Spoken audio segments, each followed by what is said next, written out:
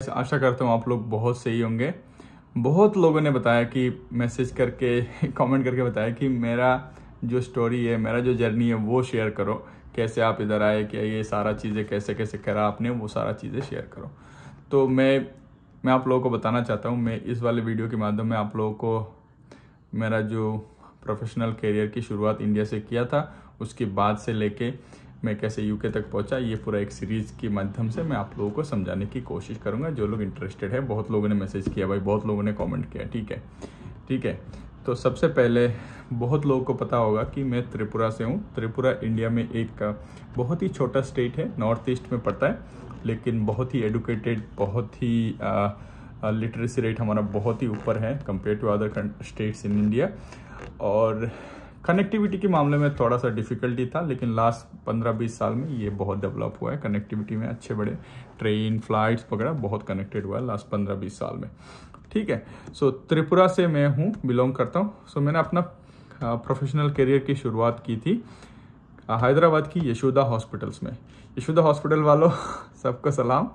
Yashoda hospital में इकबाल भाई थे हमारे, जिन्होंने हमें हेल्प की थी उस जॉब के ज्वाइन करने के लिए। वो वाला जॉब कैसे ज्वाइन किया था हमने नेटवर्किंग किया था शुरू से ही। जब हम कॉलेज में थे, फेसबुक के माध्यम से हमने लोगों से बात करते थे, रेडियोग्राफर कम्युनिटी के लोगों से ग्रुप्स ज्वाइन किए थे, ऐसे ऐसे करके फिर हैदराबाद में, आप बोल रहे हो त्रिपुरा से सीधा हैदराबाद में कैसे जॉब मिल गया, तो ऐसे कनेक्शन बनाए थे हमने। उनसे बात करी, नंबर लिया, फ़ोन पे बात होती थी, फिर वीडियो कॉन्फ्रेंस भी करा हम लोगों ने 1-2 बार, फिर उनकी HOD से भी बात करी थी। फिर उनको समझाया कि 2 साल हम काम करना चाहते, सीखना चाहते चीज़ें, सैलरी हमारे लिए कोई इतना ज़्यादा मैटर नहीं करता। मैं और मेरा फ्रेंड जो हबीबुर थे, वो दोनों थे। तो वहाँ पे हमने शुरुआत के दिनों में वहाँ पे किया था, 8,000 रुपये सैलरी थी। तो वहाँ पे शुरुआत की थी, एक छोटे से रेंट वाले रूम में रहते थे, शेयरिंग में दोनों। और हैदराबाद में उस टाइम पे एक ट्रेंड था कि भाई वहाँ पे ना ज़्यादा लोग ये बेड वगैरह नहीं रखते, मिट्टी मतलब फ्लोर में ही सोते थे। तो हम भी फ्लोर में ही सोते थे, हमारे पास भी घर से उल्टा पैसा लेना पड़ता था, ऐसा सिचुएशन था। तो चल रहा था, अच्छा चल रहा था। तो हम थोड़ा बहुत घूमते थे भी, हैदराबाद, बेंगलुरु, ये सब थोड़ा घूमते थे, लोगों से मिलते थे, ज़्यादातर जो लोग इस प्रोफेशन में है रेडियोग्राफी में, क्योंकि हमें पता लग चुका था कि रेडियोग्राफी में बहुत अच्छा करियर बनाने के लिए आपको अच्छे से मतलब शुरू से ही प्लानिंग करनी पड़ेगी, ये हमें पता लग चुका था। तो हम घूम रहे थे, काफ़ी इंटरव्यूज़ वगैरह दिया है। बेंगलुरु में भी 2-4 हॉस्पिटल हम गए थे इंटरव्यू देने के लिए, मतलब हैदराबाद ज्वाइन करने के बाद। फिर यशोदा हॉस्पिटल में मैंने 9 महीना काम किया। 9 महीना करने के बाद मेरे को एम्स में एक एडहॉक जॉब होती थी वहाँ पे, उस टाइम पे परमानेंट नहीं है, एडहॉक। तो एडहॉक में 2 साल के लिए उन्होंने एक वैकेंसी निकाली थी, 11 वैकेंसी थी उस टाइम पे। मेरा भी वेटिंग 1 में था, तो फिर उन्होंने एक बंदा ज्वाइन नहीं किया, फिर उन्होंने मेरे को बुलाया, तो फिर मैं उधर गया। सैलरी अच्छा खासा था, और मेरे लिए मतलब उस टाइम में मैं 21 साल का था, दिल्ली जैसा मतलब बिजी शहर में, त्रिपुरा की छोटा सा गांव में हिंदी भी मैं टूटी फूटी बोलता था उस टाइम पे।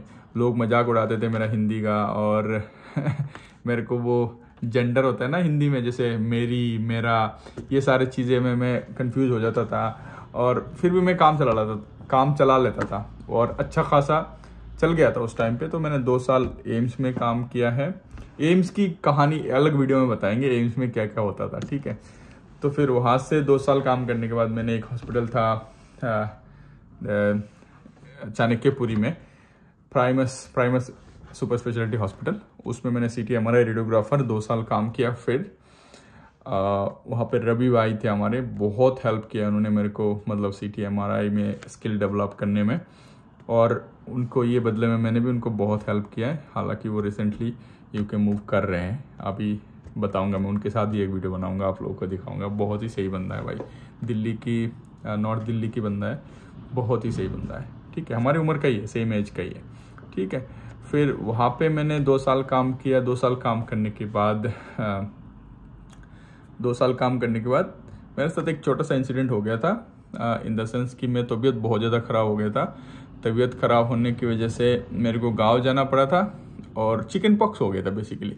सो चिकन पॉक्स होने की वजह से गांव जाना पड़ा था। तो उधर में 1-1.5 महीना तक थोड़ा सा, पहले उधर दिल्ली में ही था, कुछ दिन बीमार था, फिर मैं गांव चला गया, फिर उधर भी थोड़ा सा मतलब बीमार सा ही था, मतलब बहुत ज़्यादा वो सिक हो गया था। फिर वो सब निकल गया। फिर उस टाइम पे मेरा शादी भी प्लान था, उस टाइम पे शादी वगैरह सब हो गया। उसके बाद मैं दिल्ली वापस आया ये सारा मामला निपटा के।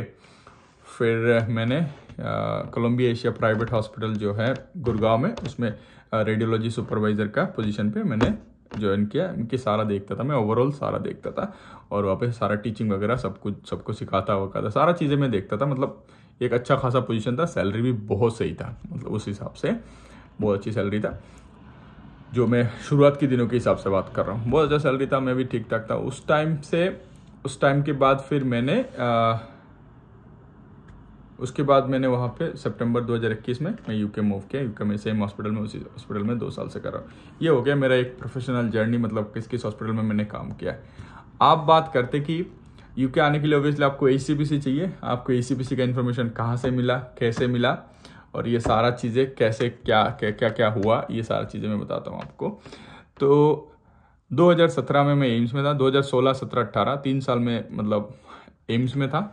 तो उस टाइम पे वहाँ पे एम्स में ना 200 से ऊपर रेडियोग्राफर है भाई, सबको जानते भी नहीं है, लेकिन सही है, सब अपने अपने मन में अपने अपने काम से मतलब बिजी है सब। तो वहाँ पे एक बंदे थे सुभाष रट्ठी सर करके, उनका फादर नेवी में थे, तो उनको ना बाहर घूमने का बहुत शौक था। तो उन्होंने उस टाइम पे 2003 में ACPC रजिस्ट्रेशन कर रखा था, और एम्स से उस टाइम पे भी 4-5 लोग यूके में, ऑस्ट्रेलिया में गए हुए थे। तो वहाँ से मेरे को ना थोड़ा बहुत इन्फॉर्मेशन मिलना शुरू हुआ। सुभाष सर ने मेरे को बताया ये चीज़ें हैं। फिर मैंने इंटरनेट पे गया, सर्च किया। कसम से बता रहा हूँ भाई, सारा इन्फॉर्मेशन मैंने खुद से कलेक्ट किया है, किसी का भी हेल्प नहीं लिया। सबका इन्फॉर्मेशन, जितना भी इन्फॉर्मेशन है सब मैंने कलेक्ट किया। एक आध कुछ लोगों ने बताया होगा, वो भी बाद में, लेकिन इनिशियल स्टेज में सारा इन्फॉर्मेशन मैंने खुद से ही कलेक्ट किया है। लोगों को फेसबुक में मैसेज करता था, फ्रेंड रिक्वेस्ट भेज के। उस टाइम फेसबुक बहुत अच्छा चलता था। फेसबुक से लोगों का इन्फॉर्मेशन लेके करके कॉलेज में जाके सारा पेपर वर्क कराया। कॉलेज वाले को पता भी नहीं था, कॉलेज वाले को कैसे पेपर वर्क करते ये भी नहीं पता था।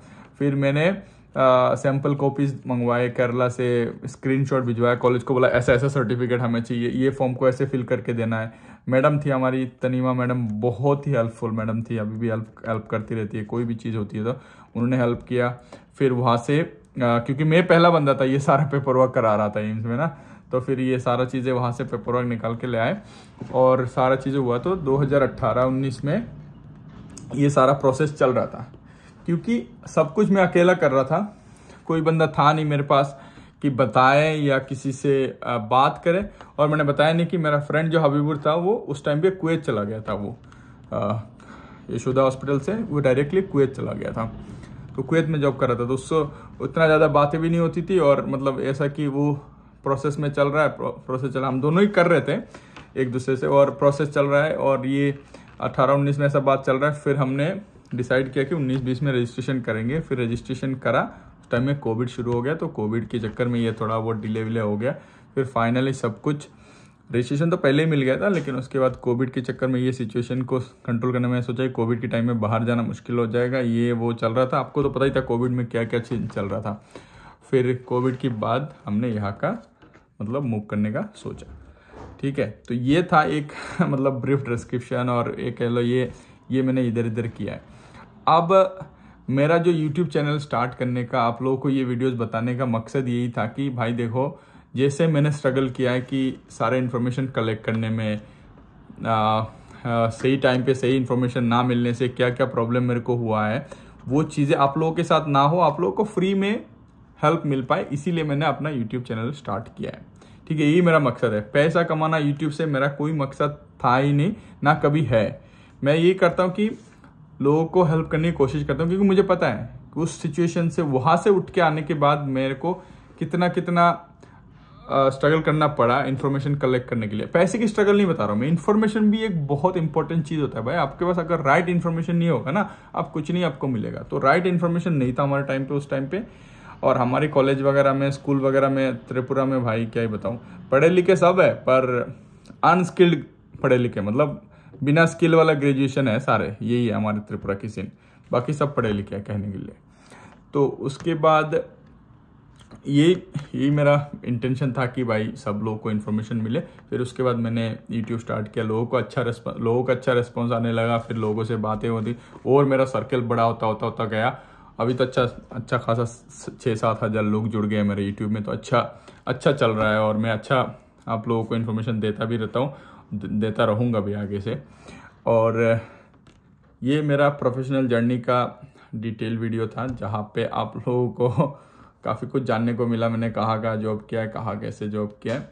अगर आप लोगों को और जानना है, मतलब और जानना है, तो कमेंट करके ज़रूर बताओ, फिर मैं एक और वीडियो बना दूंगा इस टॉपिक पे। और आशा करता हूँ आप लोगों को इन्फॉर्मेटिव लगा होगा। इन्फॉर्मेटिव तो क्या है, ये तो बोरिंग सा स्टोरी है मेरा उसी में। बाकी बने रहो, चैनल को सब्सक्राइब करना मत भूलना।